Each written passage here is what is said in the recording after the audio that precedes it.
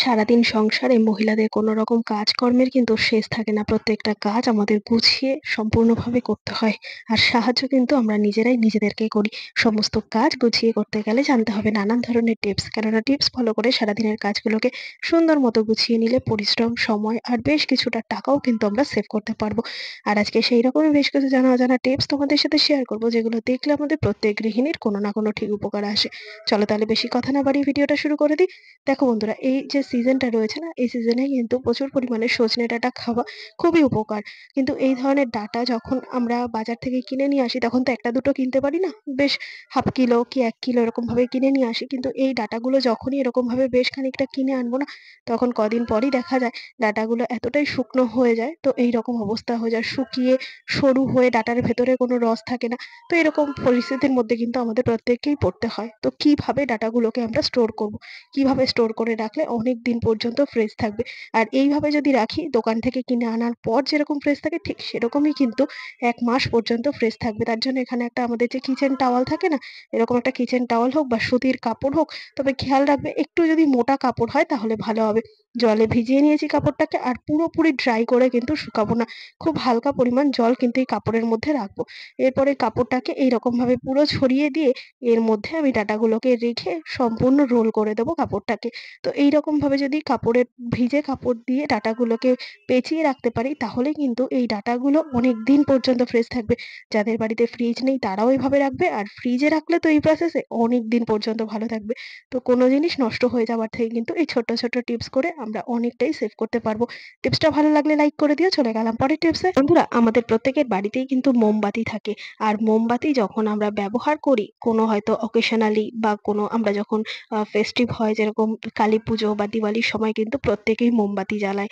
আর যদি এইরকমভাবে মোমবাতিগুলো আমরা জ্বালানোর সাথে সাথেই খানিকক্ষণের মধ্যে নিভে যায়, তাহলে কিন্তু মোমবাতিগুলো জ্বালানোর যে একটা আনন্দ সেটাই কিন্তু থাকে না। আবার অনেক সময় হয় পুজোর সময় যখন আমরা মোমবাতি জ্বালাই তখন কিন্তু খানিকক্ষণের মধ্যেই নিভে যায়। তো কিভাবে আমরা মোমবাতিগুলোকে জ্বালালে অনেকক্ষণ পর্যন্ত জ্বলবে, তারই একটা ছোট্ট টিপস। এখানে আমি মোমবাতিগুলোকে কাগজের বাক্স থেকে বের করে নিয়ে প্রয়োজন মতো মোমবাতি এরকম পলিথিনের মধ্যে নিয়ে নিয়েছি। তো তোমরা কিন্তু কখনোই পলিথিন ছাড়া এই কাজটা করবে না। পলিথিন ছাড়া করতে গেলে কিন্তু এর ভেতরে যে সুতোটা রয়েছে না বলতে, তো এটা কিন্তু ভিজে যাবে। তো এইভাবে প্লাস্টিকের মধ্যে ভরে কি করব, আমরা ডিপ ফ্রিজের মধ্যে বেশ কিছুটা সময়ের জন্য রেখে দেবো। যত বেশি সময় রাখা যাবে, যদি হাতে খুব কম সময় থাকে সেক্ষেত্রে ০.৫ ঘন্টা অন্তত রাখতেই হবে। আর যদি এর থেকে বেশি রাখতে পারো, কিংবা মোমবাতি কিনে আনার পরই সমস্ত মোমবাতিগুলোকে যদি এইভাবে ডিপ ফ্রিজের মধ্যে স্টোর করে রাখা যায়, সেক্ষেত্রে প্রয়োজন মতো মোমবাতি বের করে নিয়ে যদি আমরা জ্বালাই, সেক্ষেত্রে দেখবে বন্ধুরা, যেই মোমবাতিটা হয়তো ১০ মিনিটে শেষ হয়ে যাচ্ছিল, সেই মোমবাতিটাই কিন্তু ০.৫ ঘন্টার বেশি জ্বলবে। তো আশা করছি টিপসটা কাজে দেবে। ভালো লাগলে লাইক শেয়ার করে দেবে। চলে গেলাম পরের টিপসে।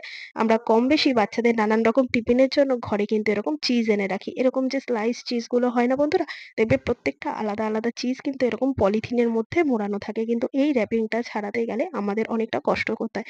যারা সিস্টেমটা জানে না, তাদের কিন্তু এই পলিথিনটা ছিঁড়তে গেলে দেখা যায় যে চিজটা নষ্ট হয়ে যাচ্ছে, ভেঙে যাচ্ছে। তবে আবারও বলছি, এই টিপসটা কিন্তু প্রত্যেকের জন্য নয়। যারা জানে তাদের জন্য একেবারেই না।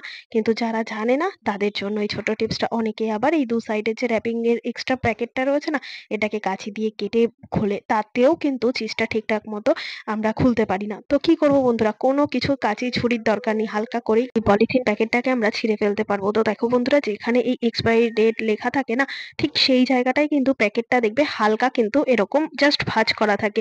তো সেই জায়গাতেই যদি এরকম ভাবে টান দিয়ে খোলো না, তাহলেই দেখবে বন্ধুরা খুব সুন্দর মতো কিন্তু এই প্যাকেটটা খুলে যাচ্ছে। আর তার উল্টো দিক থেকেও এই উল্টো পাশের পলিথিনটা রয়েছে।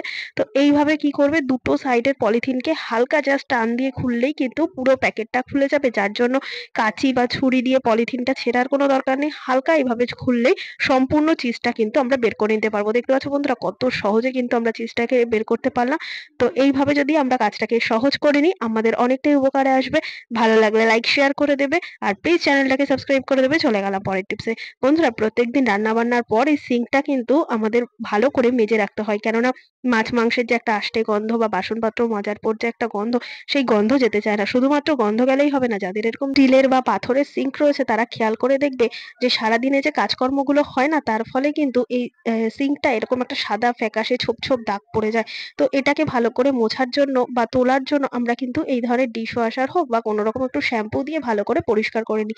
তাতেও কিন্তু এই যে সাদা সাদা যে জলের ছাপগুলো বা আয়রনের দাগগুলো এগুলো যেতে চায় না। তো কিচ্ছু দরকার নেই বন্ধুরা। আমাদের প্রত্যেকদিন রান্নার জন্য যে লবণ আমরা ব্যবহার করি না, সেই লবণ দিয়ে সুন্দর মতো সিঙ্ক আমরা পরিষ্কার করে নিতে পারবো। এখানে আমি 2 চামচ পরিমাণ লবণ নিয়েছি। তো লবণটাকে কি করবো, এরকম ভাবে পুরোপুরি সিঙ্কের মধ্যে ভালো করে ছড়িয়ে দিয়ে স্কচ ব্রাইটের সাহায্যে এইভাবে পুরো সিঙ্কটাকে যদি পরিষ্কার করে নিই, এতে দুটো সুবিধা হবে। একটা হচ্ছে যেরকম সিঙ্কটা পরিষ্কার হয়ে যাবে আর সিঙ্কে গ্লেজ ফিরে আসবে, শাইনিং হবে। আর কোনো কিছু ডিটারজেন্ট বা ডিশওয়াশার দিয়ে সিঙ্কটাকে পরিষ্কার করার দরকার পড়বে না। এইরকম একটা দিক। আরো একটা দিক হচ্ছে সিঙ্কের মধ্যে এই যে মাছ, মাংস, সবজি সমস্ত কিছু ধোয়া ফলে বা বাসনপত্র মাজার ফলে যে একটা আষ্টে গন্ধ হয়ে যায় না, সেই সমস্ত গন্ধও কিন্তু এই লবণ দিয়ে ধোয়ার ফলে চলে যাবে। আরো একটা কি উপকার হবে, সিঙ্কের যখন পাইপলাইন অনেক সময় আটকে যায়, এই লবণ দিলেই কিন্তু পাইপলাইনটা ছেড়ে যাবে। তো এই ৩ টে কাজ কিন্তু খুব সুন্দর মতো হবে লবণ দিয়ে যদি আমরা সিঙ্কটাকে পরিষ্কার করি। আবার এই দেখো বন্ধুরা, এখানে আমি বেশ খানিকটা লবণ আবারও দিয়ে দিচ্ছি সিঙ্কের মধ্যে। পাইপলাইনটা যদি কখনো জাম থাকে, এইভাবেও কিন্তু আমরা লবণ দিয়ে পাইপলাইনটাকে পরিষ্কার করে নিতে পারি। তো আশা করছি এই ছোট্ট, ছোট্ট টিপস গুলো তোমাদের সংসার জীবনে অনেকটাই কাজে দেবে। ভালো লাগলে সবার সাথে শেয়ার করে দিও যাতে প্রত্যেকের উপকারে আসে। চলে গেলাম পরের টিপসে।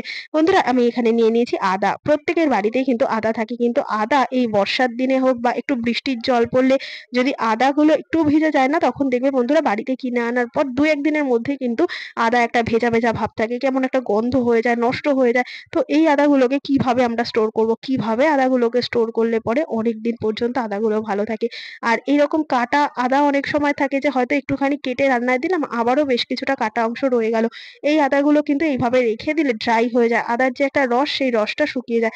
তো এই প্রসেসে যদি আদা রাখি, আদা নষ্টও হবে না, আদার ভেতরের যে রসটা সেটাও শুকিয়ে যাবে না। এখানে নিয়ে নিয়েছি নুন। বন্ধুরা, যে পাত্রের মধ্যে আমরা লবণ রাখি, সেই পাত্রের মধ্যে লবণটাকে রেখে তারপর এই আদাগুলোকে যদি এই লবণের মধ্যে গেঁথে রেখে যাওয়া যায়, তাহলে কিন্তু দেখবে বন্ধুরা সুন্দর মতো আদা ফ্রেশ থাকবে ১ থেকে ১.৫ মাস পর্যন্ত। যদি লবণের পরিবর্তে তোমরা বালি ব্যবহার করতে চাও, বালির মধ্যেও এই একইভাবে আদাগুলোকে যদি স্টোর করে রাখা যায়, তাহলে অনেকদিন পর্যন্ত যেরকম স্টোর করা যাবে, সাথে কিন্তু আদার যে রসটা সেটাও কিন্তু শুকিয়ে যাবে না। তো আশা করছি এই ছোট্ট, ছোট্ট টিপস গুলো কাজে দেবে। চলে গেলাম পরের টিপসে। বন্ধুরা দেখো, এখানে আমি বেশ খানিকটা সবজি কেটে নিচ্ছি। যখন আমরা সবজি কাটি, সবজির যে খোসাগুলো হয় না, সেই সবজির খোসাগুলো কি করি, আমাদের যে ডাস্টবিন আছে সেই ডাস্টবিনের মধ্যে ফেলে দিই। তারপরে এই ডাস্টবিন থেকে যখন আমরা ময়লাটা প্রত্যেকদিন সকালে ময়লার গাড়িতে ফেলি, তখন দেখবে বন্ধুরা ময়লার বালতির নিচ দিক থেকে কিন্তু এই ময়লাগুলো যেতেই চায় না। আর আমরা যদি পলিথিনের মধ্যে ময়লাগুলোকে ভরে রাখি, সেক্ষেত্রেই সুবিধা হয়। অনেক সময় হাতের কাছে যদি পলিথিন না থাকে, তাহলে এমনি ময়লার বালতির উপর ফেলে দিই। আর যদি পলিথিন থাকে, কিভাবে পলিথিন গুলোকে আমরা ময়লার টাবের মধ্যে যে বা ডাস্টবিনটা রয়েছে, সেই টাবের মধ্যে আমরা কিভাবে প্যাকেটটাকে পেতে রাখলে যাতে কোনো রকম ভাবে আর এই টাবের মধ্যে নোংরা না পড়ে, তার জন্য একটা ছোট্ট টিপস। বন্ধুরা দেখো, এখানে আমি যে একটা পলিথিন নিয়ে নিয়েছি, এই পলিথিনটা আমরা কি করি, নরমালি পেতে রাখি। আর তার ফলে কি হয় বলতো বন্ধুরা, যদি নোংরা ফেলতে ফেলতে এই মাথার দিকটা সরে নড়ে যায়, সেক্ষেত্রে কিন্তু সমস্ত পলিথিনটা এক জায়গায় দলা হয়ে যায়, যার ফলে কিন্তু আবার আমাদের এই বালতিটাই নোংরা হয়। তো দেখো বন্ধুরা, কি করেছি, বড় যে পলিথিন গুলো হয়, এই পলিথিনটাকে এইভাবে প্রথমে উল্টো দিক করে বালতির উপর দিকটা লাগিয়ে নিয়েছি। তারপর কি করব, নিচের দিকটাকে ঠিক এরকম ভাবে উল্টে দেবো। এইভাবে যদি আমরা সবজির খোসাগুলো, মাছ মাংসের নোংরা উচ্ছিষ্ট যে অংশগুলো খাবারের, সেগুলো ফেলি, তাহলে দেখবে বন্ধুরা সমস্তটাই কিন্তু পলিথিনের মধ্যে থাকবে। পলিথিনটা নড়ে সরেও যাবে না, আর কিন্তু বালতিটাও নোংরা হবে না। টিপসটা ভালো লাগলে লাইক করে দিও। চলে যাচ্ছি পরের টিপস। এটা কিন্তু বন্ধুরা প্রত্যেকদিন আমাদের মাখতেই হয়। ঘরের এমন কোনো না কোনো মেম্বার থাকে যে প্রতিদিন রুটি খায়। ১ বার বা ২ বার তো রুটি করতেই হয়। কিন্তু তার জন্য যে আটাটা মাখতে হয়, সেই আটা মাখতে গেলে অনেক সময় হয় আমাদের হাতের তালুতে কোনোভাবে কিছু কেটে গেল বা লেগে গেল। তখন কিন্তু এই আটাটা মাখতে বিশাল কষ্ট হয়। আর একমাত্র গৃহিণীরাই বোঝে, ডান হাতে যদি কোনো রকম ব্যথা পায়, তাহলে কাজ করতে গিয়ে কতটা আমাদের অসুবিধার মধ্যে পড়তে হয়। তো কি করে আমরা আটা মাখবো, যার জন্য এখানে আমি নিয়ে নিয়েছি এরকম একটা পিলার। বন্ধুরা দেখো বন্ধুরা, এই যে পিলারটা নিয়েছি না, পিলার দিয়ে কিন্তু আটা মাখবো। আর পিলারের যে সাইডের এই খাঁজ কাটা অংশগুলো রয়েছে, এর জন্যই কিন্তু সুন্দর মতো আটাটা মাখা হবে, যাতে কোনো রকম হাত লাগানোর প্রয়োজন পড়বে না। আর এক্ষেত্রে কিন্তু পিলারটাই খুব ভালো কাজ দেবে। যদি পিলার না থাকে, সেক্ষেত্রে অন্য কিছু ব্যবস্থা নিতেই পারো, কিন্তু পিলার দিয়ে যদি আটা মাখো, সেক্ষেত্রে অনেক ভালো করে আটাটা মাখা যাবে। তারপর আটার মধ্যে খুব সামান্য পরিমাণ জল দিয়ে আটাটাকে মেখে দেবো এইভাবে পিলারের সাহায্যে।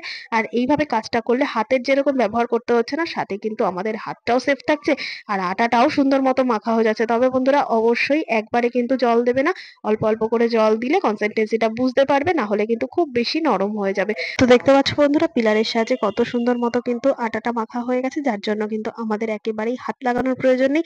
আর হাতটাও কিন্তু একেবারে শুকনো রয়েছে, যদি কেটে গিয়ে থাকে সেক্ষেত্রে কিন্তু হাতটা সেভ হবে। আশা করছি এই টিপসটাও কাজে দেবে। দেখে নাও পরের টিপস। বন্ধুরা, আমাদের প্রত্যেকের বাড়িতেই কিন্তু ছোটখাটো বাচ্চা রয়েছে, আর বাচ্চাদের জন্য কিন্তু এই রকম ধরনের যে ঘড়িগুলো হয় আমরা কিনেই থাকি।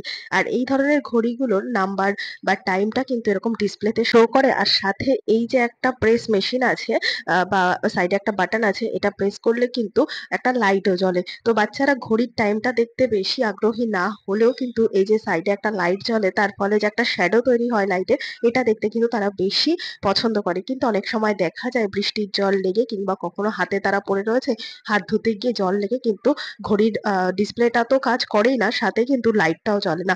আর তারা কিন্তু লাইটটা জ্বলাতেই বেশি আনন্দ প্রকাশ করে, কেননা তারা তো ঘড়ির টাইমটা দেখতে পারে না বা দেখতে চায়ও না। তো যদি এরকম ভাবে ঘড়ির লাইটটা খারাপ হয়ে যায় তখন কি করব? এখানে আমি একটা রুটি করার তাওয়াটাকে বেশ খানিকটা সময় প্রিহিট করে, মানে আগে থেকে একটুখানি হালকা গরম করে নিয়ে এর মধ্যে দিয়ে দেবো চাল।